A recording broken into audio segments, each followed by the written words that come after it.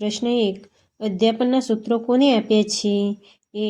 Doctor વોલ્ટને, B. Herbert સ્પેન્સરે, C. મેકલેન્ડે, ડી. એચ.ઇ. ગેરેટે.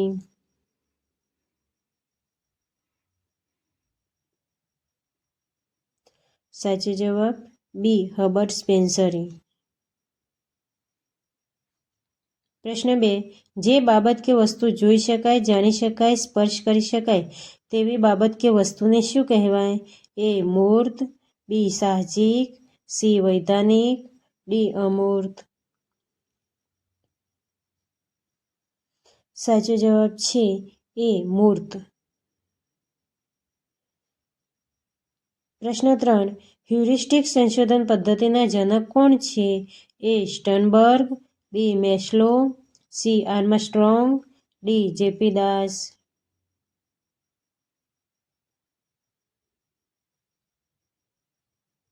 સાચો જવાબ છે સી. આર્મસ્ટ્રોંગ. પ્રશ્ન 4. કઈ પદ્ધતિનો સમગ્ર આધાર શિક્ષક પર રહેલો છે? એ. પ્રોજેક્ટ પદ્ધતિ, બી. કથન ચર્ચા પદ્ધતિ, સી. મુલાકાત પદ્ધતિ, ડી. નાટ્યકરણ પદ્ધતિ.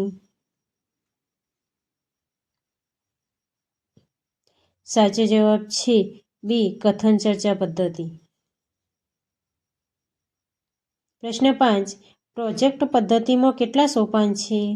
એ. 4, બી. 2, સી. 8, ડી. 6.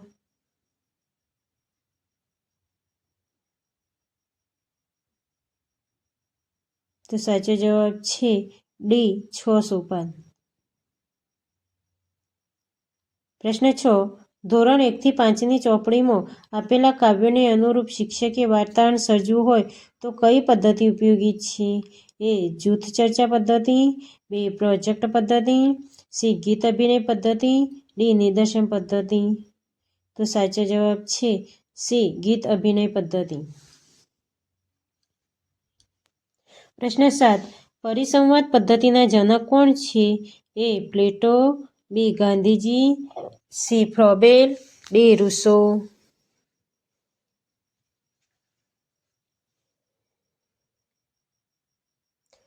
સાચો જવાબ છે એ. પ્લેટો. પ્રશ્ન 8. કિન્ડરગાર્ટન પદ્ધતિના જનક કોણ છે? A. Rousseau, B. Friedrich Froebel, C. Aristotle, D. Maria Montessori.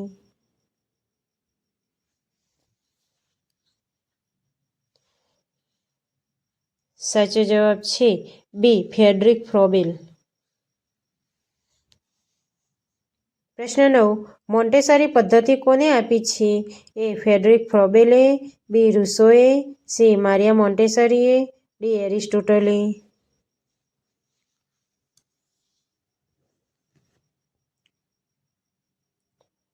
તો સાચો જવાબ છે સી. મારિયા મોન્ટેસરીએ. પ્રશ્ન 10. મોન્ટેસરી કયા દેશના વતની હતા? A. Italy, B. Japan, C. Russia, D. America.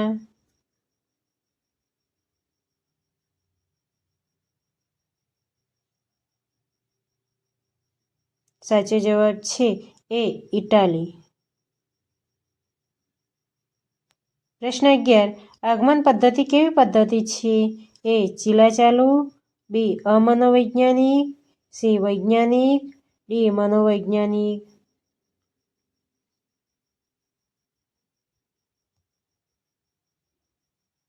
સાચો જવાબ છે ડી. મનોવૈજ્ઞાનિક. પ્રશ્ન 12. બાળકો સામે ડોળા કાઢવા આ કયા પ્રકારનું સુદર્શક ગણાય છે? એ. નકારાત્મક શાબ્દિક સુદર્શક, બી. હકારાત્મક અશાબ્દિક સુદર્શક, સી. નકારાત્મક અશાબ્દિક સુદર્શક, ડી. હકારાત્મક શાબ્દિક સુદર્શક. તો સાચો જવાબ આવે સી. નકારાત્મક અશાબ્દિક સુદર્શક. પ્રશ્ન 13. ખાલી જગ્યા પૂરો કેવા પ્રકારનો પ્રશ્ન છે? એ. હેતુલક્ષી, બી. ટૂંકો પ્રશ્ન, સી. અનાત્મલક્ષી, ડી. આત્મલક્ષી.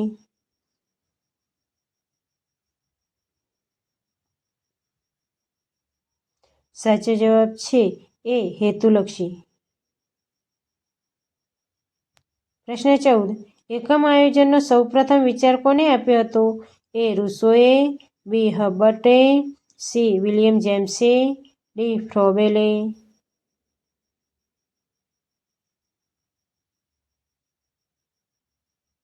સાચો જવાબ છે બી હર્બર્ટે. પ્રશ્ન 15. માઇક્રોપાઠમાં કેટલો સમય રાખવામાં આવેલો હોય છે? એ 10 મિનિટ, બી 6 થી 9 મિનિટ, સી 4 થી 8 મિનિટ, ડી 5 થી 7 મિનિટ. સાચો જવાબ છે ડી 5 થી 7 મિનિટ. પ્રશ્ન 16. ગણિત વિષયના વધુ મહાવરા માટે વિદ્યાર્થીઓ શેનો ઉપયોગ કરે છે? એ અહેવાલ પોથી, બી પુસ્તક, સી સ્વાધ્યાય પોથી, ડી ગણિત નોટબુક.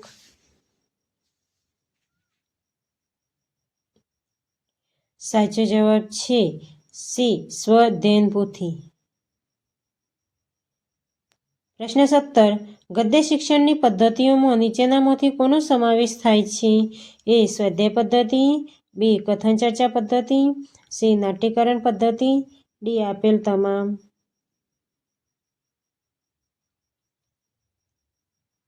સાચો જવાબ છે ડી આપેલ તમામ. પ્રશ્ન 18.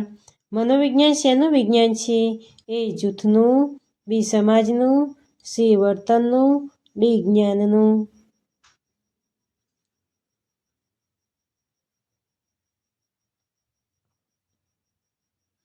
સાચો જવાબ છે સી વર્તનનું. પ્રશ્ન 19. કસોટીના પરિણામોમાં સાતત્ય કે સુસંગતતા એટલે શું કહેવાય? એ વિશ્વસનીયતા, બી વ્યક્તિલક્ષીતા, સી વ્યવસ્થિતતા, ડી વસ્તુલક્ષીતા. સાચો જવાબ છે એ વિશ્વસનીયતા. પ્રશ્ન 20. વિકાસ એ ક્યાં સુધી ચાલતી પ્રક્રિયા છે? એ 5 વર્ષ, બી આજીવન, સી 7 વર્ષ, ડી 15 વર્ષ.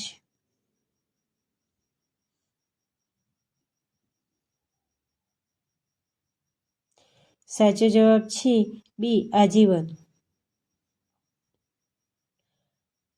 પ્રશ્ન 21. સ્વિસ મનોવૈજ્ઞાનિક જીન પિયાજેના સિદ્ધાંતની કયા વિકાસની સમજૂતી ઘણી માનનીય છે? એ વાર્તનિક, બી મનોવિશ્લેષણવાદી, સી વિશ્લેષણ, ડી બોધાત્મક.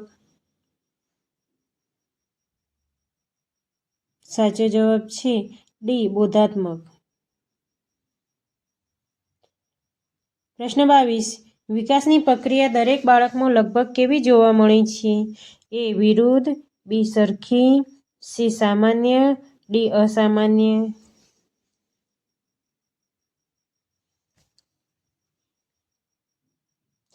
સાચો જવાબ છે બી સરખી.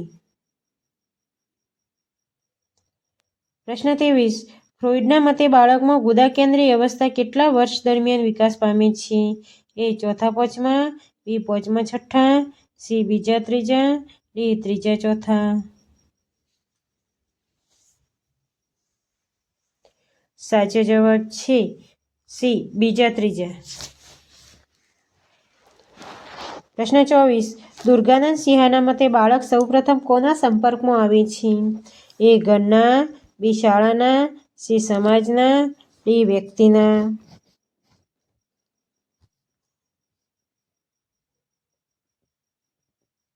સાચો જવાબ છે એ ઘરના. પ્રશ્ન 25. કઈ અવસ્થાને ફ્રોઈડ કામશક્તિના વિકાસની વિરામ અવસ્થા તરીકે ઓળખાવે છે? એ ગુદા કેન્દ્રીય અવસ્થા, બી મુખ કેન્દ્રીય અવસ્થા, સી સુપ્ત અવસ્થા, ડી શિશ્ન કેન્દ્રીય અવસ્થા. સાચો જવાબ છે સી સુપ્ત અવસ્થા. પ્રશ્ન 26. ડાલ્ટન પદ્ધતિ આપનાર શિક્ષણશાસ્ત્રી કોણ છે? A doctor Maria Montessori, B Kumari Allan sample, C Froebel, D Kumari Helen park. સાચો જવાબ છે બી કુમારી એલન સેમ્પલ. પ્રશ્ન 27. હું કદી શીખવતો નથી. હું એવા સંજોગો પેદા કરું છું કે જેમાં વિદ્યાર્થીઓ આપોઆપ શીખે છે. આ વિધાન કોનું છે? A. Rousseau, B. Gandhiji, C. Einstein, D. Froebel. સાચો જવાબ છે સી. આઈન્સ્ટાઈન. પ્રશ્ન 28. કેળવણીની ત્રિધ્રુવી પ્રક્રિયા કોને કહી છે? A. John Dewey, B. Herbert Spencer, C. Milton, D. Adam Smith.